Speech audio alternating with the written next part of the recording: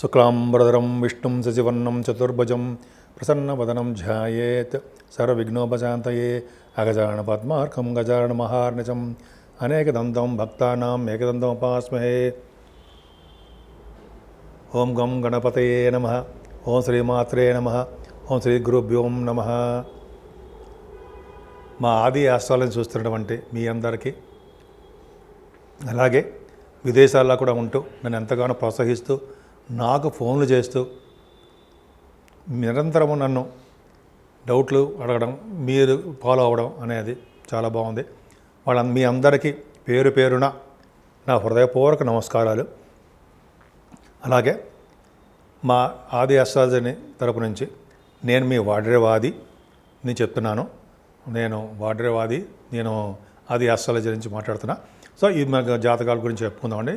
ఇప్పుడు మనం కుజుడు గురించి చెప్పుకుందాం, వక్రగతిలో కుజుడు గురించి చెప్పుకుందాం. చెప్పుకునే ముందర ఏంటంటే, మీ జాతకాలు చూపించుకోవాలన్నా, లేదా పెళ్లి సంబంధాలు ఉంటాయి, కొంతమంది మ్యాచెస్ ఉంటాయి కదండి, మ్యాచింగ్ అది కావాలన్నా తప్పకుండా మేము చెప్తాము. ముందర అన్నిటికన్నా ముఖ్యం ఏంటంటే మీ date of birth, time of birth. అంటే టైమ్ ఆఫ్ బర్త్ అంటే మీరు ఎప్పుడు పుట్టారు, మీ ఏ సంవత్సరంలో పుట్టారో అలా ఆ date of birth, time of birth, place, main important place కూడా అండి. ఆ ప్లేస్ ఆఫ్ బర్త్ కూడా ఉంటే చక్కటి ఫలితాలు వస్తాయి. మీరు ఉద్యోగం కానీ, లేకపోతే వివాహం అవ్వాలన్నా, లేకపోతే ఎప్పుడు ఉద్యోగం వస్తుందని కానీ, ఎప్పుడు వివాహం అవుతుంది, అదే శుభకార్యాలు ఎప్పుడు చేస్తాము, మా ఆదేశాల తరపున నేనే చెప్తూ ఉంటానండి ఎక్కువగాను. ముఖ్యంగా మీరు ఫోన్ చేసినప్పుడు నేను ఫోన్ ఎంగేజ్లో ఉన్నా, నేను షూటింగ్స్లో ఉన్నప్పుడు కొద్దిగా ఫోన్ ఆఫ్ చేస్తూ ఉంటాను. వాటిలో ఉన్నా మీరు ఏమనుకోవద్దు. మీరు జనరల్గా మెసేజ్లు పెట్టండి. మెసేజ్లు పెడితే వాట్సాప్లో నేను తప్పకుండా చూస్తాను. మళ్ళీ నేను ఇమ్మీడియట్గా రెస్పాండ్ అవుతాను.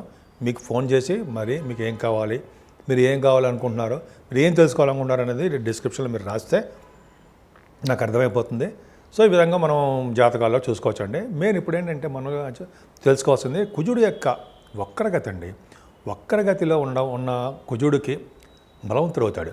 అసలు ఏంటి, ఎలా ఉంటుంది అంటే, మనకి డిసెంబర్ 7వ తారీఖు 2024 ఈ సంవత్సరం నుంచి వచ్చే సంవత్సరం వచ్చే సంవత్సరం 20వ తారీఖు జనవరి 2025 ఈ 45 రోజులు ఉంటాడండి. ఈ 45 రోజులు కూడా కర్కాటక రాశిలో కుజుడు వక్రగతిలో ఉంటున్నాడు.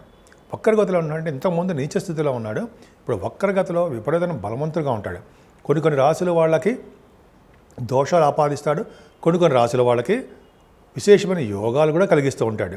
సో 12 రాశుల వాళ్ళకి కుజుడు యొక్క ప్రభావం ఎలా ఉండబోతోంది, 12 రాశుల మీద ఎలా ఉండబోతుంది, 12 రాశుల వాళ్ళకి ఎలా ఉండబోతోంది మనం తెలుసుకుందాం. అంతకంటేనండి, మీకు జరుగుతున్న దశలు అనేది చాలా ఇంపార్టెంట్. ఆ దశల ప్రకారమే మెయిన్ జరుగుతుంది. ఈ కుజుడు వక్రించకపోయినా, దిగ్బలత్వం ఉన్నా ఏమవుతుందంటే ఆ ఫలితాలు ఉంటాయి. కానీ మన రిఫ్లెక్షన్, మనకు జరుగుతున్న దశలు, మనకి జరుగుతున్నటువంటి దశలు, అలాగే మనకు తెలిసినటువంటి గోచార ప్రకారం ఎలా ఉంటుంది, ఈ రెండు యొక్క కాంబినేషన్ ప్రకారం మనం చూసుకుంటాం. అప్పుడే చూస్తాం. మెయిన్ దశల మీద ఆధారపడి ఉంటుందండి మనకి ఏ దశ జరుగుతుంది అవన్నీ కూడా. సో ఇవన్నీ కూడా మెయిన్ ఇంపార్టెంట్ చూసుకోవాలి. కుజుడు అనేవాడు బలవంతుడు అవుతున్నాడు. 45 రోజుల పాటు అక్కడ దిగ్బలత్వం కాదు కానీ అక్కడ ఉండిపోయాడు, కర్కాటక రాశిలో ఉండిపోయాడు. సో ఈ రాశిలో ఉండిపోవడం వల్ల ఎలా ఉంటుంది, దేశానికి ఎలా ఉంటుంది, మన రాష్ట్రానికి ఎలా ఉంటుంది, మన మీద ప్రభావం మెయిన్ మన మీదేనండి.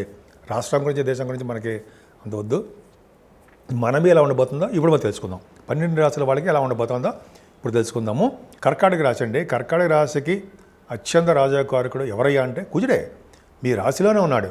అంటే మీకు ధైర్యాన్ని, మానసికంగా ధైర్యాన్ని ఇస్తాడండి ఆయన. కుజస్తంభం అంటాం కదా, అంటే ఈ డిసెంబర్ 7వ తారీఖు నుంచి ఇంత చెప్పినట్టుగానే జనవరి 20వ తారీఖు వరకు ఉంటాడు.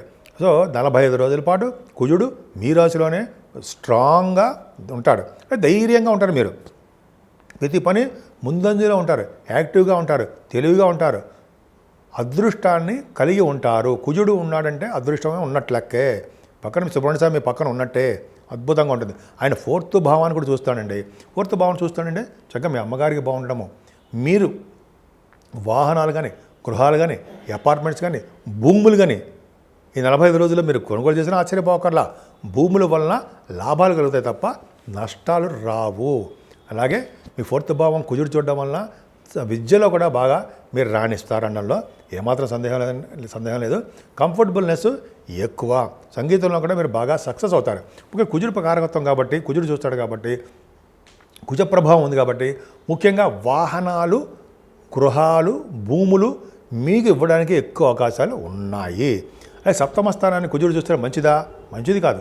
కానీ కుజుడు చూడడం వల్ల ఏమవుతుందంటే మీ రాశిగా యోగకారకుడు కాబట్టి వివాహ శుభకార్యాలు ఏమైనా ఉంటే వాటిని పూజ చేయాలంటే కంప్లీట్ అంటే మీన్ వివాహాలు జరిపించడము, లేదా మంచి మంచి కార్యక్రమాలు మీ ఇంట్లో చేయించడము, అదృష్టం మీ వెంట ఉండడము. సప్తమ భావం మనం ఏం చేస్తాము?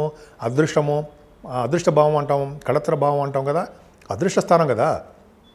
సో మీ బిజినెస్లు విస్తరణ చేసుకుంటారు, కొత్త కొత్త బిజినెస్లు చేసుకుంటారు, కొత్త కొత్త వ్యాపార సంస్థలు స్టార్ట్ చేస్తారు, భాగస్వాములు చేర్చుకుంటారు. ముఖ్యంగా మీరు రియల్ ఎస్టేట్ రంగంలో ఉంటే బాగా డెవలప్ చేసుకుంటారండి, బాగా డెవలప్ అవుతాయి. అంతేకాకుండా మీరు ఎలక్ట్రిసిటీ, ఎలక్ట్రానిక్స్, కమ్యూనికేషన్స్ ఉంటాయి సరే, ఆ బిజినెస్లు చేసుకున్నా కూడా వ్యాపార అభివృద్ధి ఖచ్చితంగా ఉంటుంది. అష్టమ స్థానాన్ని కూడా చూస్తున్నాడు కదా, అష్టమ స్థానాన్ని చూసినా కూడా దోషం లేదు. కాబట్టి అంటే చిన్న చిన్న అంటే హెల్త్ ప్రాబ్లమ్స్ రావడానికి అవకాశం ఉంది.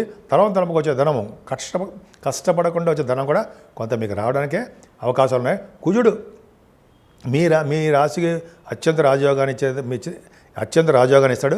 ఏ రాశికి కూడా అంత అద్భుతమైన ఫలితాలు ఉంటావు. మీ కర్కాటక రాశికి, సింహరాశికి అత్యంత రాజయోగారకుడు కాబట్టి కుజుడు ఇచ్చే ఫలితాలు కూడా అలాగే అద్భుతంగా చాలా మంచిగా ఉంటాయి.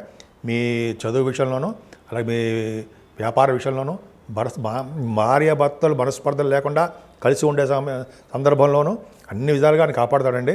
పైగా మీకు కొత్త కొత్త వివాహ శుభకార్యాలు ఇంట్లో చేస్తుంటాడు. సంబంధాలు కలిగాడు, మంచి సంబంధాలు దగ్గరకు వచ్చి ఆగిపోయిన సంబంధాలు కూడా బాగా ఉండేది చేస్తుంటాడు. అనేక విధాలుగా మీకు కుజుడు బాగున్నాడు కదా. సో ఈ కారకత్వాలు బాగున్నాయంటే అష్టమ స్థానం చూసుకుంటే హెల్త్ ప్రాబ్లమ్స్ ఇస్తాడు, కొద్దిగా జాగ్రత్త కూడా సరిపోతుంది. ఏదైనా కుజుడు కారకత్వంలో మీ రాశికి ఇచ్చినంతగా ఫలితాలు ఇంకే రాశికి ఇవ్వడం చెప్పి అర్థమవుతుంది. సో మీకు కుజుడు అన్ని విధాలుగా మంచి చేయాలని నేను మనస్ఫూర్తిగా కోరుకుంటున్నాను. ఇప్పుడు మనం రెమెడీస్ గురించి తెలుసుకుందామండి. కుజుడు అనుగ్రహం 12 రాశుల మీద కలగాలి, అవునా? ఇప్పుడు కుజుడు కొన్ని రాశులకి యోగాన్ని, కొన్ని రాశులకు అవయోగాన్ని కలిగిస్తున్నాడు కదా. ఈ స్ట్రాంగ్గా ఉండడం వలన, ఆయన అంటే కుజు స్తంభన వలన, కుజుడు యొక్క రెట్రోగేషన్ వలన కొన్ని రాశులకి ఇబ్బంది కలిగిస్తున్నాడు.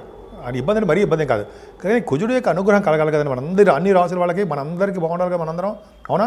కాబట్టి కుజుడు సుబ్రహ్మణ్య స్వామి పూజలు చేసుకుందాం, సుబ్రహ్మణ్య స్వామి కళ్యాణం చేయించుకున్నా, సుబ్రహ్మణ్య స్వామి అష్టోత్తరం చేసుకున్నా, ఇంట్లోనే లేదా పుట్టలో పాలు పోసిన, ఈ విధంగా సుబ్రహ్మణ్య స్వామి ఆరాధన ఈ 45 రోజులు బాగా చేసుకుంటే నిరంతరం సుబ్రహ్మణ్య స్వామి కొలవడం వలన ఏం చేయదండి మనకు తెలియదు. మనకు చిన్న మంత్రం చెప్పండి. అంటే ఓం మెలికిల్సా అండి, సం శరవణ భవాయ నమః, ఓం సం శరవణ భవాయ నమః, ఓం సం శరవణ భవాయ నమః అనే మంత్రాన్ని బీజాక్షరం నేను 108 సార్లు రోజు చెప్పించుకోవడం వలన 12 రాశుల వాళ్ళకి అద్భుతం ఫలితాలు ఉంటాయండి. ముఖ్యంగా సుబ్రహ్మణ్య స్వామి ఆరాధన ఎంతో పవర్ఫుల్. సుబ్రహ్మణ్య స్వామికి పాలతో అభిషేకము, తేనెతో అభిషేకము, ఇలా ఉన్నాయి కదండి, అన్ని అభిషేకాలు ఉన్నాయి కదా. పైగా ఆయన గంధంతో అభిషేకం చేస్తే పుణ్యఫలం ఉంటుంది అంటారు. అరగదీసిన గంధం ఉంటుందా, ఎవరైతే అరగదీసిన గంధాన్ని సుబ్రహ్మణ్య స్వామికి మొత్తం అంతా రాస్తారో వాళ్ళకి పుణ్యం అధికంగా ఉంటుంది. వీడు ఏ జన్మలో చేసుకున్న పుణ్యమో అంటుంటాం కదా, అది పుణ్యం అని ఇలాగ వస్తాయి. పుణ్యం చేసుకోవడం అంటే ఏంటి? గంధాన్ని సుబ్రహ్మణ్య స్వామికి రాయడమే.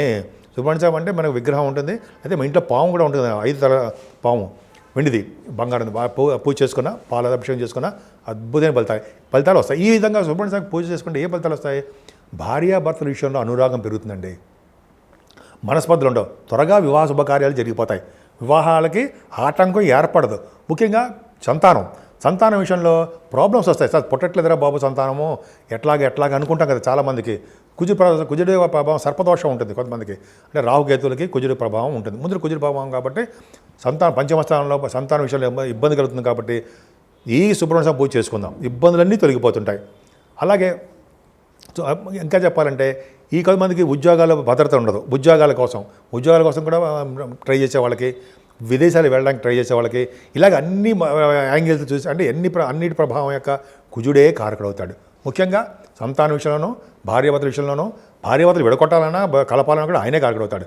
పైగా ఇంకా చెప్పండి వివాహ శుభకార్యాల్లోనూ అనేక రకాలుగా యాక్సిడెంట్స్ కాకుండా ఆయన మరి రోడ్డు ప్రమాదాలు కలగడానికి, యాక్సిడెంట్ కలగడానికి, బోన్స్ తిరగడానికి, రక్తం కారడానికి, ఇవన్నీ కారకుడు ఆయనే కదా. అవన్నీ కాకుండా సర్వదా రక్షగా ఉంటాడు సుబ్రహ్మణ్యుడు. కాబట్టి సుబ్రహ్మణ్య స్వామి ఆరాధన ఎంత చేసుకుంటే అంత అద్భుతమైన ఫలితాలు ఇస్తారండి. కుజస్తంభం కాబట్టి చెడు ఫలితాలు ఎక్కువ, అంటే ఆయన బాగా రిట్రగేషన్లో ఉన్నాడు కాబట్టి ప్రాబ్లమ్స్ క్రియేట్ అవుతుంది. మనకేం చేయడు. మన రాష్ట్రానికో వేరే రాష్ట్రానికి చిన్న చిన్న మనస్పర్ధలు ఏవో వస్తుంటాయి, అది పక్క పెడదాం. 12 రాసుల వాళ్ళకి బాగుండాలని, అద్భుతంగా ఉండాలని, ఇటు యోగం చేసినా యోగం చేయకపోయినా కుజుడి యొక్క ప్రభావం వలన, కుజుడి యొక్క సుబ్రహ్మణ్య ఆరాధన వలన 12 రాసుల వాళ్ళకి ఆయన యొక్క చల్లని చూపులు, ఆయన యొక్క దీవెనలు కలగాలని, ఆయన దీవెన వల్ల మనందరం సుఖ సంతోషాలతోటి, ఆయుర ఆరోగ్యాలతోటి ఎప్పుడూ అద్భుతంగా ఉండాలని, ఉంటారని నేను మనస్ఫూర్తిగా కోరుకుంటున్నాను.